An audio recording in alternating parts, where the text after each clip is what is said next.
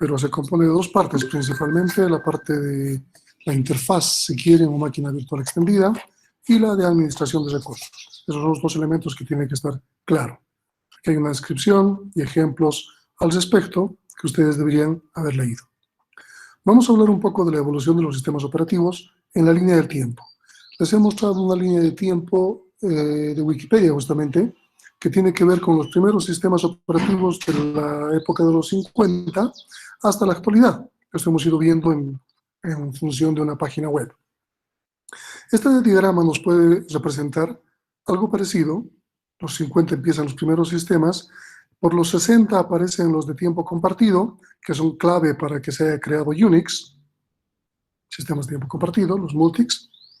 Tenemos los sistemas operativos para PC a partir del 80, donde tendríamos, en base a CP/M, se ha creado el DOS, y luego aquí no está la versión, bueno, aquí está macOS, y OS2, que vendría a ser una copia, no copia, sino una idea de variación de lo que es interfaz gráfica.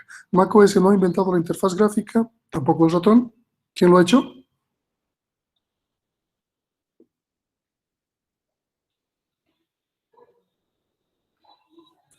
¿Quién ha diseñado e inventado la interfaz gráfica del ratón? Xerox. Exactamente. Entonces, vamos a ver, hoy día estaba entrando a la página de interfaces gráficas y me ha llamado la atención algo muy interesante que les voy a mostrar. Entonces, OS2 es un sistema operativo creado por IBM y Microsoft, que vendría a ser una interfaz gráfica el uso de ratón, pero para equipos que no son personal computers, sino personal systems, otro tipo de equipo con otra arquitectura. Cuando deja de fabricarse las PCs, Microsoft vuelve a la idea de trabajar sobre las PCs con un sistema operativo llamado Windows, que inicialmente no es un sistema operativo en sí, sino solo una aplicación que corre sobre DOS. ¿Está bien? Para distinguir mejor esto, vamos a dividir nuestro estudio en las 4 generaciones de computadoras. La primera generación es obvia, va del 45 al 55, y su tecnología identificativa son las válvulas al vacío, las lámparas, y los tableros de conexiones. En la imagen se puede distinguir una serie de armazones con un montón de lámparas. Esos elementos cilíndricos que están brillando son las lámparas, las válvulas. Cada una de las lámparas cumple una función que ahora es reemplazada por un transistor. En su época, una válvula era como un transistor. Sin embargo, la gran desventaja era que al ser una lámpara era como un foco incandescente que generaba demasiada calor y había que refrigerarla. La parte del tablero de conexiones es algo parecido a lo que tal vez ustedes han podido hacer en una práctica de alguna materia con un protoboard a la cual le colocan LEDs, le colocan diodos, le colocan transistores y con una serie de cablecitos van armando un circuito. Eso vendría a ser los tableros de conexiones. Y con los tubos al vacío que cumplen la función de distintos amplificadores, inversores o cosas por el estilo, entonces se empieza a generar compuertas lógicas AND, compuertas OR, y de acuerdo a eso, a una cierta entrada va a tener una cierta salida. Están creando circuitos lógicos. Eso es lo que es una computadora de primera generación. Lamentablemente, estas computadoras solo podían ser utilizadas por los que la han creado y no habían operadores, desarrolladores sobre estas máquinas. Han estado 10 años y luego tenemos la segunda generación de computadoras, cuya característica esencial son el cambio de una lámpara por un transistor. Se ha reemplazado la lámpara, la válvula al vacío, por un transistor, que obviamente tenía un tamaño significativamente menor, 1/10 de lo que era una lámpara, pero aún hacía que las computadoras sean grandes. No calentaban de la misma manera y se incorpora otro elemento que se llama procesamiento por lotes. ¿Alguien me puede decir a qué se refiere el procesamiento por lotes?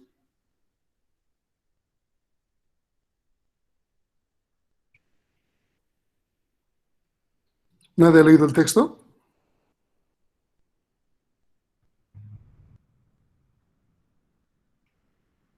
La idea es que en este tipo de máquinas tenemos, por ejemplo, cintas, lenguajes de programación como el Fortran, el COBOL, y los programadores deberían llevar sus tarjetas perforadas de tal manera que cada desarrollador tenga que cargar el programa, el compilador de Fortran, colocar la entrada de su programa, hacer que compile, y una vez que genere, que esté libre de errores, tendría que ensamblarlo, así que había que colocar la cinta del ensamblador, volver a colocar su código objeto y ensamblarlo para generar un código binario ejecutable.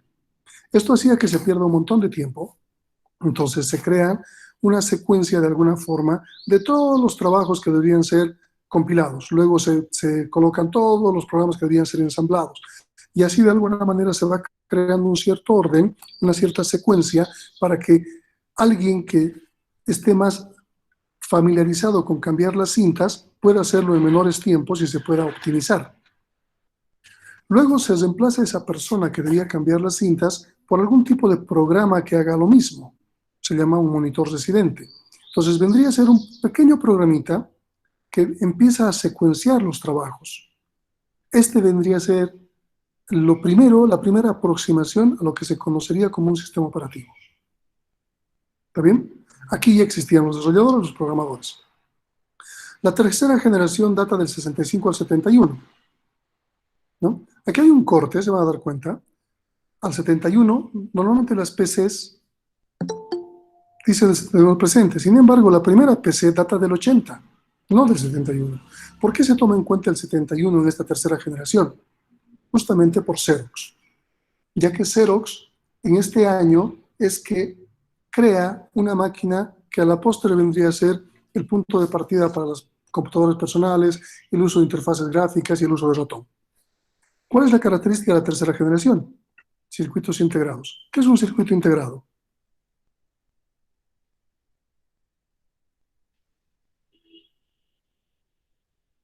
¿Qué vendría a ser un circuito integrado? Eh, un, un dispositivo que tiene internamente varios circuitos, como por ejemplo transistores, ¿no? Un montón de transistores podría tener. Ok, es una circuitería en la práctica, optimizada de tal manera que ocupe un poco menos de espacio, donde incluye transistores, condensadores o capacitores, resistencias y todo lo necesario para crear algún tipo de respuesta ante una entrada, un circuito ya establecido. Estos circuitos preimpresos han permitido reducir el tamaño de las máquinas. Otro elemento importante en esta generación es la introducción del time sharing, tiempo compartido. ¿Se acuerdan a qué se refería el time sharing o tiempo compartido?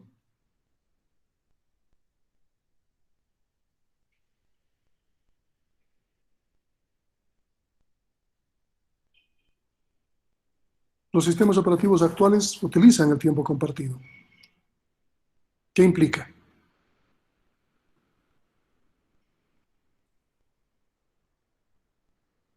La concurrencia. Ya, podemos tener varias tareas al mismo tiempo, la multiprogramación. Podemos dividir la memoria de tal forma que a cada tarea le vamos a asignar memoria, a cada tarea le vamos a asignar procesador. Estamos compartiendo en tiempo un elemento o dispositivo o recurso. Y esos tiempos compartidos nos están permitiendo que prácticamente todos se vean como si estarían ejecutándose al mismo tiempo. Este concepto es básico de esta época. La cuarta generación es la que estamos hasta la fecha, no existe otra generación más. Independientemente de lo que puedan encontrar en Internet, pueden haber hasta 16 generaciones, pero en la práctica las generaciones son el cambio tecnológico. Y a la fecha no ha habido un cambio tecnológico. Seguimos con procesadores, no importa si son de silicio, selenio, germanio o lo que sea, son con semiconductores de estado sólido, a diferencia de las válvulas, que siguen siendo miniaturizadas, pero no ha habido un cambio estructural en la tecnología. La computación cuántica, si llega a los hogares, con computadoras a los hogares, ya podríamos considerar una quinta generación, porque va a haber un cambio tecnológico. Sin embargo, mientras esto no ocurra, mientras no se popularice, seguimos con la idea de las computadoras personales, del 71 al presente. ¿Cuál es la idea? Que se ha empezado a miniaturizar todo, se han colocado un montón de transistores, millones de transistores dentro de un chip, de tal manera que pueda cumplir una mayor funcionalidad, un mayor rendimiento, una mayor computación, y que las máquinas reduzcan en tamaño. De grandes espacios que ocupaban enormes paredes, han llegado a ser una computadora que se puede colocar en un escritorio. De ahí que viene el nombre de computadora personal o PC, personal computer. Estas PCs, como ven en las gráficas, han ido miniaturizando también. Aquí tenemos la primera computadora personal de Apple y la primera computadora personal de IBM. La de IBM tiene un monitor a color, eso está mal, porque los primeros son en verde, ¿no? Esa es la única diferencia, pero tenemos las primeras computadoras. Y a la derecha tenemos dispositivos ya mucho más actualizados, como computadoras que pueden ser touch, pueden volverse tabletas o las tabletas mismas, que son pequeñas computadoras, como las de Microsoft, por ejemplo, Surface. Entonces, tenemos computadoras que han ido mejorando en rendimiento, capacidad, pero de alguna manera siguen perteneciendo a esta generación, a la cuarta generación. También en este desarrollo han empezado a avanzar en interfaces. Las de inicio eran interfaces de consola, han avanzado interfaces gráficas con el uso de un ratón, etcétera, etcétera, etcétera. Aquí se explica un poco de dónde se origina el DOS, cómo se crea la PC, cuál es el trabajo de Bill Gates entre Microsoft y lo que tiene que ver con la incorporación de un sistema operativo llamado DOS, cómo es que Microsoft crece a partir de un negocio hecho con IBM,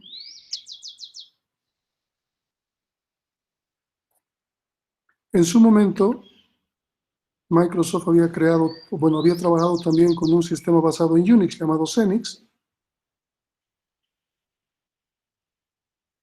Aquí hablamos de Xerox,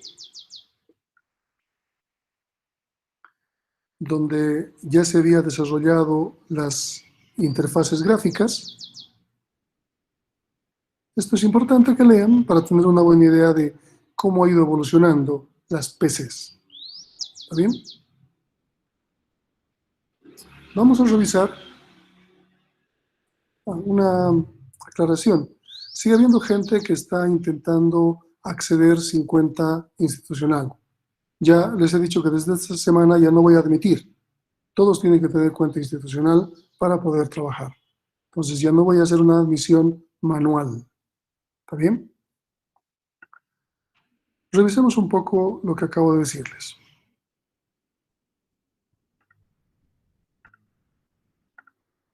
Esta evolución. Vamos a hablar primero de los DOS. Ya saben muy bien que DOS no es un invento de Microsoft. Es un producto vendido a IBM y adaptado por el mismo fabricante, contratado por Microsoft. Se basa en CP/M. CP/M origina Q2. Este es el elemento que hace que Microsoft pueda tener la opción de comprar Q2, contratar al que ha fabricado Q2 y hacer que se adapte para una máquina IBM PC. Y le llama PC2. Y a su vez, una misma versión, la misma versión, Microsoft le llama MS2. Así que existen dos versiones de lo mismo. PC para IBM y Microsoft para cualquier otra máquina. Esa era la idea.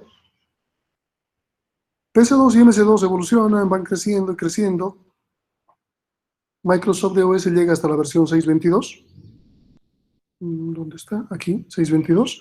Y la PC llega a la versión 7, la versión 2000, y al final se queda en la PC2 7.1. También existe una variación a partir de la versión 5, se crea Advanced DOS, con una ligera variación en el sentido gráfico, OS2, y OS2 llega hasta cierto punto con las máquinas PS. Por el otro lado, CP/M, en base a CP/M, también se crea MPM, que no es otra cosa que un sistema multiusuario, lo que DOS no lo es. DOS es un sistema monousuario, monotarea, y MPM vendría a ser un sistema multitarea, multiusuario. Sin embargo, esto genera una versión llamada DR2, aquí está, Digital Research, que viene a ser como la contraparte o la empresa de competencia a MS2 o PC2. Las tres versiones funcionaban en PS, la DR2, la MS2 y la PC2. Las tres funcionaban en cualquier PC, ya sea IBM o sea compatible. ¿Está bien? Entonces estas mueren, por ejemplo, Microsoft al 94. Más o menos cuando ya su Windows empieza a consolidar. Pues veamos la parte de Windows.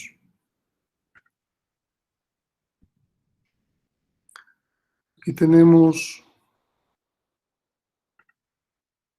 ¿Se distingue? No se ven bien los años. Vamos a ponerlo en lomo nomás. Ok.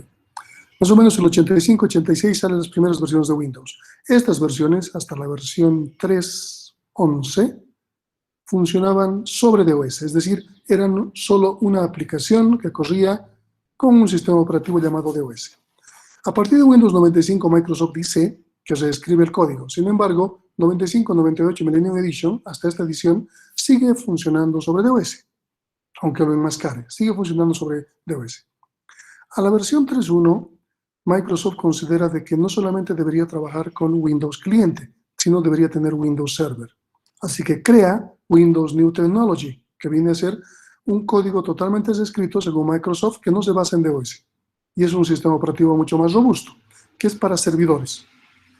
Cuando llega a Windows 2000, está con Millennium Edition más o menos, en Windows cliente, se da cuenta que el trabajar sobre DOS hace que este sistema operativo sea nada robusto.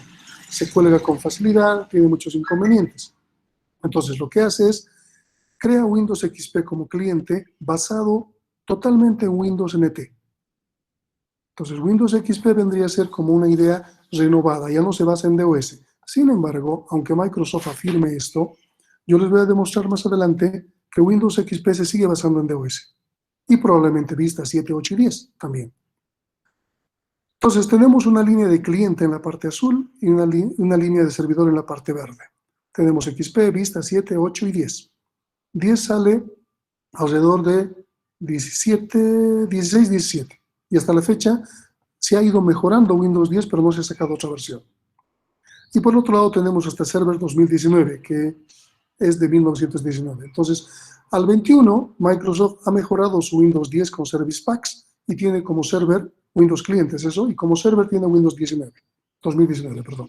¿Está bien? Esta es la idea. La parte central no nos interesa mucho, tiene que ver con Windows Mobile, o Windows Phone, o Windows CE, o Windows Pocket. Le ha ido dando distintos nombres Microsoft hasta tener Mobile 10, que vendría a ser lo que se utiliza en teléfonos que manejan este sistema operativo. Veamos la evolución de Unix. Primero vamos a ver esta. ¿Qué ha pasado con Unix? Inicialmente Unix se crea en 1969, les había dicho que ahí empieza, a finales de los 60. El 71 se tiene la primera versión y se llama B1. Luego la segunda versión B2, luego la tercera versión B3, etcétera, etcétera. Y estos son Unix de la AT&T. Vamos trabajando hasta la sexta versión. En la sexta ocurre algo bastante interesante. Liberan código. En realidad, el System 5 es el que se libera. Y liberan código para hacer que las universidades justamente enseñen sistemas operativos basados en un sistema operativo real. Y al liberar código, se empiezan a manejar estos códigos de forma libre y adaptarlos de alguna manera. Se crea una versión de la Berkeley, de la Universidad de Berkeley, llamada BSD. Aquí todavía continúa la 7 y la BSD empieza a tener su propia línea, ¿no? Vamos a seguir la de Unix primero. Vamos a seguir la de Unix. Fíjense que manejamos distintas versiones, estamos en la 9 ya por este lado, y se crea la IBM primero, adopta la System 5, como les había dicho, y le llama AIX. AIX es la versión Unix de IBM. HP es la versión Unix, HP UX es la versión Unix de Hewlett Packard. Y estas van creciendo. Silicon Graphics crea su propia versión llamada IRIX.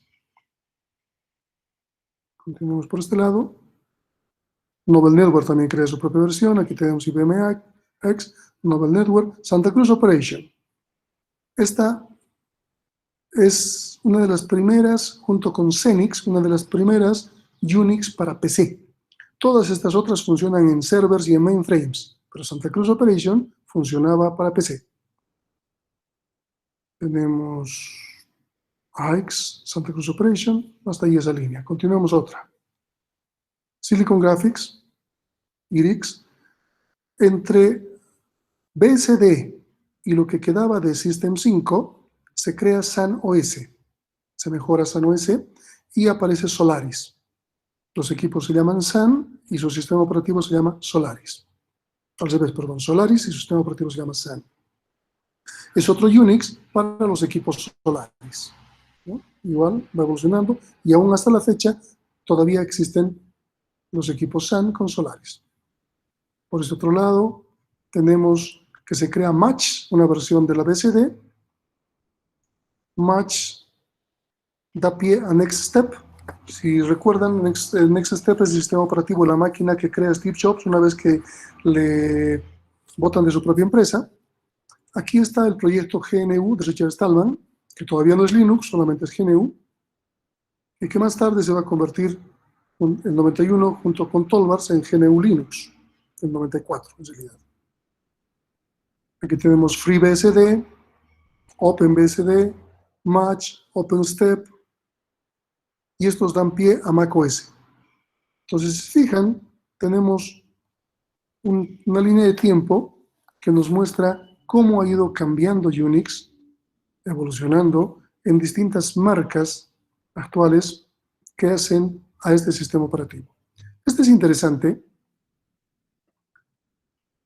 Aquí tenemos la primera versión de Unix, justamente de Dennis Rich y Ken Thompson, son los creadores del lenguaje C, que han creado justamente Unix, y en base a Unix se hace un Unix comercial, y por este lado es AT&T, ¿verdad? Se crea Solaris con Sun, Oracle, UnixWare con Santa Cruz Operation, HP UX, aquí tenemos AIX de IBM, IRIX de Silicon Graphics.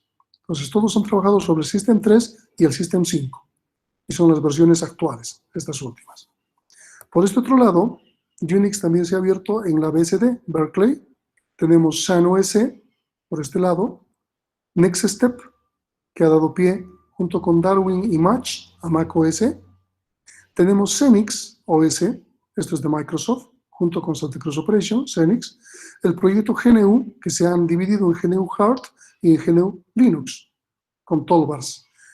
Tolvars ha tomado la idea de Tannenbaum en la versión Minix, que ha salido también de la versión BSD de Unix. Entonces, este nos muestra un mejor esquema de cómo se ha dividido lo que es Unix. Tenemos FreeBSD por ese otro lado, Dragonfly, y NetBSD, OpenBSD. Versiones que se pueden encontrar, tanto FreeBSD como OpenBSD, se pueden instalar en PCs. ¿Está bien? Veamos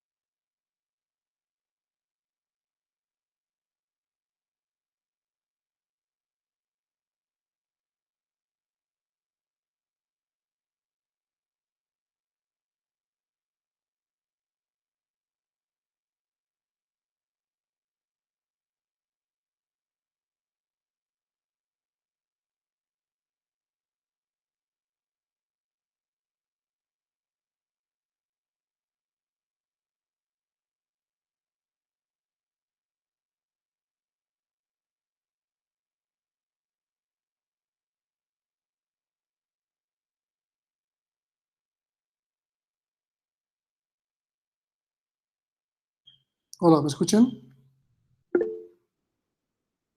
Ok, ¿en qué momento se ha desconectado? Algo se ha cortado. Yo he seguido hablando pensando que seguía. ¿Qué es lo último que han escuchado? Estaba terminando de explicar la línea de Linux y cómo podemos encontrar SD y los demás.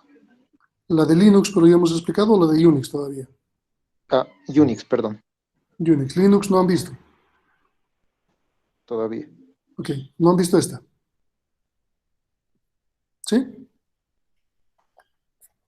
¿Estamos bien? ¿Se ve la pantalla? No, no se ve. Ok, No, es que ha sucedido algo. No sé, vamos a ponerlo otra vez. ¿Ahora sí se ve?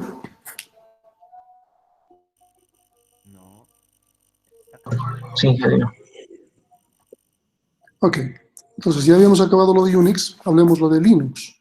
Linux parte del 91, más o menos, lo que habíamos visto a nivel de Unix, y se crea el proyecto GNU Linux entre Stallman y Tolbars, y todos los cambios que hacía la gente, ellos lo iban recibiendo, principalmente Tolbars, e iba aprobando y aprobando y aprobando, hasta que le llegaban tantos cambios que era inmanejable. Y ha tenido que levantar las manos y dejar que fluya por su propio peso, si quieren, las distribuciones. Y se han empezado a generar demasiadas distribuciones. Aquí te damos un ejemplo, por ejemplo, de GNU Linux, la línea de arriba es Debian. ¿Se distingue? Y si vamos recorriendo el camino de Debian, tenemos, por ejemplo, Corel, Libranet, Staro, Linux, etc. Aquí tenemos los Ubuntu, Xubuntu, Ubuntu, Kubuntu, etcétera, etcétera. Otra línea fuerte es Red Hat, la línea de abajo. Y Red Hat a través de Red Hat se van creando Caldera, Conectiva, Mandrake, etcétera, etcétera, etcétera. Podemos ver todas estas distribuciones. Entonces, existen múltiples líneas iniciales, Slackware es una fuerte también, de las principales, que han ido haciendo que las distribuciones Linux crezcan sin control. Vamos a darnos cuenta de esto en esta otra diapositiva, donde vamos a ver solamente, por ejemplo, las distribuciones de Debian. Las de Debian son todas estas. Empezamos al principio, esto está hasta el 2018 más o menos. Entonces vamos a tratar de seguir. Estas son las de Debian. ¿Sí? Hasta por ahí más o menos. No, siguen todavía las de Debian. Todas estas son de Debian. Esta es de Slackware. Más abajo tenemos las de Red Hat. Fíjense la cantidad de distribuciones que hay. Y estas últimas son de Android, ¿no? Que es como un Unix Lite, los cambios que ha habido. Entonces, existen, no puedo reducir más esta pantalla, es muy grande, pero existen muchas distribuciones de Linux que la hacen su gran debilidad, en lugar de ser su gran fortaleza. Aquí hay una página llamada distrowatch.com y en esta página podemos ver todos los hits que ha habido, búsquedas que ha habido respecto a alguna distribución específica de Linux.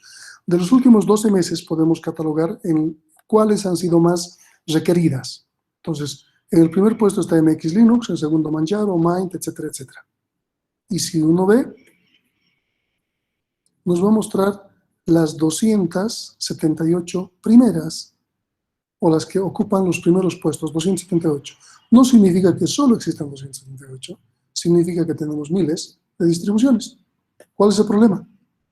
Si yo tengo una Debian, instalo una distribución con versión X de Debian, si algo tengo que añadirle, probablemente no funcione.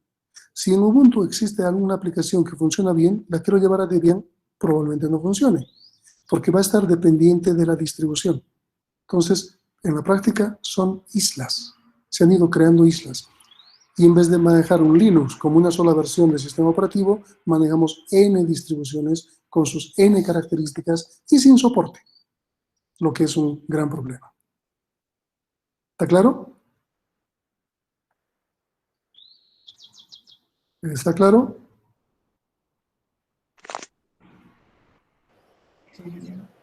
Ok. A ver. Esta, han visto esta, ¿no? Sí, sí. Ok, está bien, entonces ya hemos retomado. Nos falta revisar las interfaces gráficas. Les había dicho que a partir de nuestra línea de tiempo que data de los 80, más o menos, empezamos con las PCs que empiezan con consola, luego aparece lo que vendría a ser la primera máquina conocida con interfaz gráfica, que son las Mac de Apple. Sin embargo, no es cierto, porque el 71 ya se crean estas máquinas, y aquí vamos a ver, justamente esto es Xerox. Esta es la máquina, la primera PC, se llama Xerox Auto, pero 10 años antes de que se lance la IBM PC, el 71 prácticamente. Aquí tenemos el ratón y una interfaz gráfica, Xerox. Ha sido completada el 73 en la práctica. Aquí están sus procesadores y algunas pantallas que tenía esta interfaz. No era precisamente como las conocemos ahora. Fíjense que aparece el botón de inicio y esto es empieza a aparecer en Windows, si se dan cuenta. No le corresponde a Microsoft. Lo que les quería mostrar. Aquí aparece algo interesante. Dice, Xerox CEDAR, ¿no? Otra investigación de interfaces gráficas de Xerox PARC se muestra sospechosamente igual que Microsoft Windows 1.0. Windows datan de los 90 y esto era de los 70. Entonces, esto hace que existan copias. Veamos Xerox, la siguiente máquina. Este es un alto, no hay Spark, justamente la Spark, quiero ver. Star es esta. Mucho más parecida a las máquinas que conocíamos de tercera generación. Sin embargo, estas máquinas se han quedado para ellos. No las han comercializado. Y aquí tenemos sus interfaces gráficas. Estamos hablando de qué año. ¿Dónde dice por aquí? 77. Entonces, Xerox ha introducido muchos elementos que han sido copiados y comercializados en otras empresas. Veamos Windows, la versión press release, Microsoft Windows, la primera versión 1.0 demo, la que no se ha visto en el mercado. No parece para nada lo que ahora conocemos como Windows. Este era el logo inicial de Microsoft. Veamos una versión, la press release, el 84. Esto parece DOS, es DOS por detrás. Y aquí empiezan a aparecer algunos elementos justamente que son propios de la Xerox.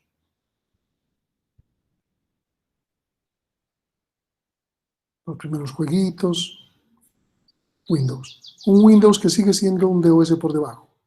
La versión 1X, el logo ha cambiado de Microsoft. Ya tenemos pantallas en color. La versión 3.1, la que se ha comercializado ampliamente aquí en Bolivia, esta es la que ha llegado en realidad, las otras versiones no han llegado, con DOS y luego ha llegado 3.1. Esta seguía funcionando sobre DOS. Había que coser DOS y era una aplicación sobre DOS. Estas son las pantallas de Windows 3.1.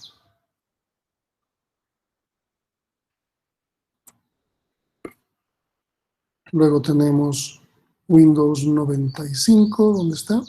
Que se supone, que todavía seguía funcionando sobre DOS, pero esta vez no había que instalar DOS primero y luego Windows, sino se instalaba Windows 95 y automáticamente instalaba DOS por debajo y Windows por encima.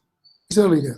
Las interfaces eran mucho más sofisticadas, pero cuando se colgaba todo. Ha ocurrido lo mismo en 98 y en Millennium Edition, que supuestamente ha sido la última versión basada en DOS. Luego aparece la XP, basadas en NT directamente. Fíjense que aquí se corta la línea, Windows clásico lo considera, y aquí basadas en NT. Y aquí aparece XP, ¿no?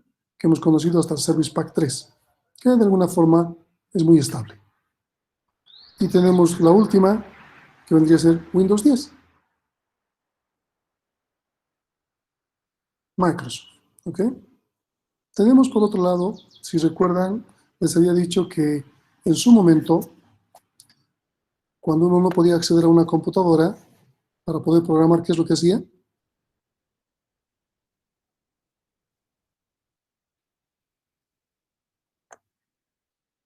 No encuentro aquí las... Esta es Amiga, otro tipo de máquina. OS2. Este es el sistema operativo que se ha creado para PCs antes de que Windows exista. Si se fijan, hay una similitud muy grande con Windows 3.1, muy grande. Y obviamente, porque Microsoft ha tomado todos estos códigos y los ha adaptado a la PC, ya que la PC ya no existía. La última versión de OS2 es Warp 4, parecido a un Windows 98 más o menos en interfaces, pero estas han muerto mucho más antes. Tenemos las Apple, la primera máquina llamada Lisa, y esta es su interfase, las cosas que podía hacer. La primera máquina que ha creado, bueno, no ha creado Steve Jobs, sino Steve Wozniak, justamente tenía que ver con un monitoreo, de saber qué hacía la memoria, cómo se llamaban los programas, era más para alguien que se adentraba en hardware, no tanto para un programador. Veamos Lisa Office, este ya viene a ser un sistema operativo gráfico, muy básico, pero ya gráfico, que manejaba menús, manejaba ventanas, y aparece la famosa papelera. ¿Dónde está? Aquí está. Entonces, muchas ideas robadas, si quieren, pero bueno. Apple II no parece nada sofisticado, pero ya se maneja interfaces gráficas. En base a esto se ha trabajado con OS2 y en base a los dos, más tarde, Windows. Las últimas versiones de macOS está desactualizado, esto sería Leopard. Después de los felinos ha venido, les he mostrado Maverick, Sierra, High Sierra, Big Sur es la última. No está mostrando, y es lo que le he tomado desde la página, pero no está mostrando las últimas versiones. Se han quedado en la 10.5. Aquí está Next Step, para que vean que en base a eso se han tomado las versiones de Mac, ¿no? Aquí en sus Abouts le han puesto hasta las fotos de las personas que han creado. Veamos Linux. Linux, aquí tenemos Red Hat. Linux tiene shells diferentes. Un shell viene a ser como un entorno de trabajo. Genome es uno, KDE es otro. Nosotros podemos utilizar KDE o ICE en la versión que vamos a manejar. Aquí están otros Linux, Solaris, como son sus pantallas, BMS, antiguas. Entonces aquí tenemos un Ubuntu, por ejemplo, totalmente distinto, para que vean que parece otra máquina, otro sistema operativo, un Fedora. En base a Fedora está nuestra distribución, no a Slackware. Mind, ¿no? Cada uno varía y parece un sistema operativo totalmente diferente. Son simplemente distribuciones que tienen el mismo núcleo. Mandrake, Mandriva,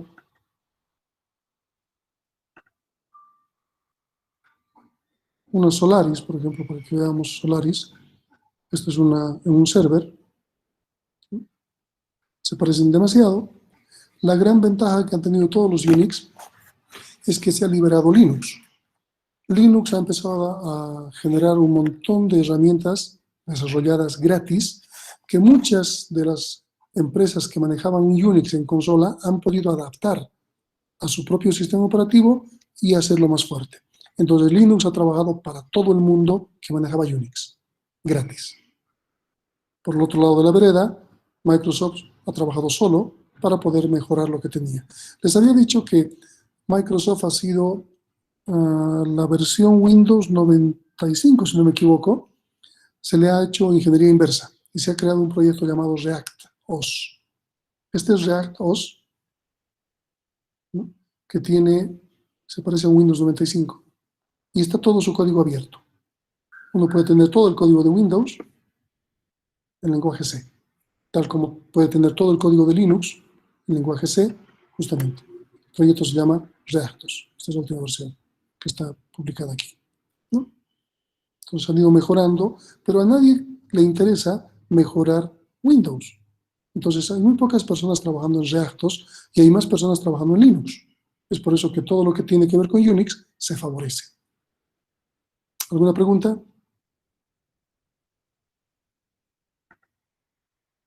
Esta es la línea de tiempo de interfaces gráficas. Y esto es importante. Hemos visto líneas de tiempo de sistemas operativos, pero veamos de interfaces gráficas. El 73, justamente Xerox PARC. Es la interfaz gráfica que al principio de esta página decía que tiene sospechosamente demasiada similitud Windows 1. Aquí tenemos Windows 80, Three Rivers, no ha sonado mucho. Aquí tenemos Xerox, el 81, el 83 Apple, con Lisa, interfaces gráficas, PC Corp, otro sistema operativo de la época. Microsoft anuncia su nuevo Windows, ¿no? El 84 Macintosh. Tenemos GEM, System X, Windows, System X. Esto tiene que ver con la interfaz gráfica que se le ha puesto a Unix. Se llama X-Window, en realidad. Y que corría, o sea, todos los Unix, incluyendo Linux, pueden correr en consola. Y luego se ejecuta el programa llamado X-Window y se carga la interfaz gráfica. Todos los Unix han nacido en consola. Y la parte de interfaz gráfica es algo separado. Mientras que Windows, como lo conocemos ahora, no funciona en consola. Funciona directamente la parte gráfica. ¿Está bien? Entonces a eso se refiere el sistema X-Window. ¿Dudas? ¿Preguntas?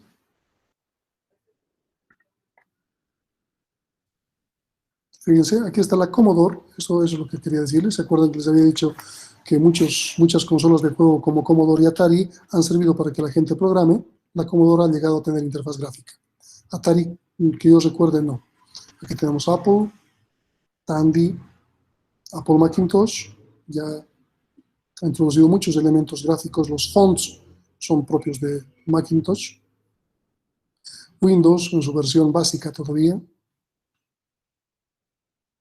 Aquí tenemos OS 2. Next Step.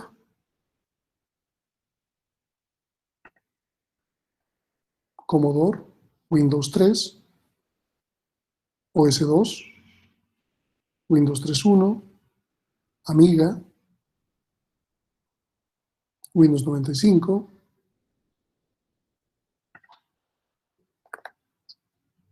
OS 2 Word, Windows NT, que es muy parecido a Windows 95, pero supuestamente es escrito todo de cero, macOS, Windows 98, Linux KDE, sale el primer shell de Linux,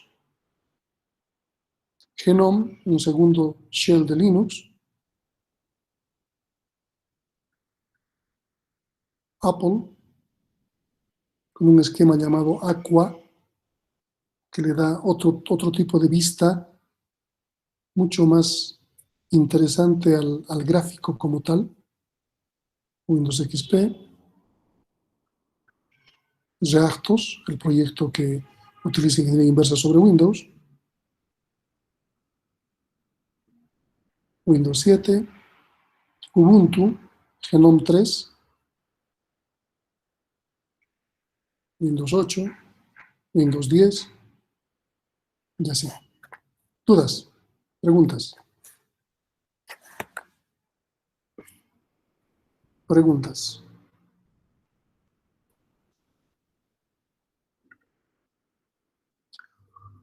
Bueno, Pablo Fernández creo que no entiende que tiene que tener cuenta institucional. ¿Dudas?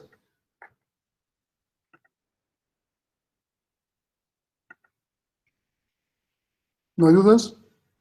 ¿Se entiende todo? ¿Por lo menos siguen ahí?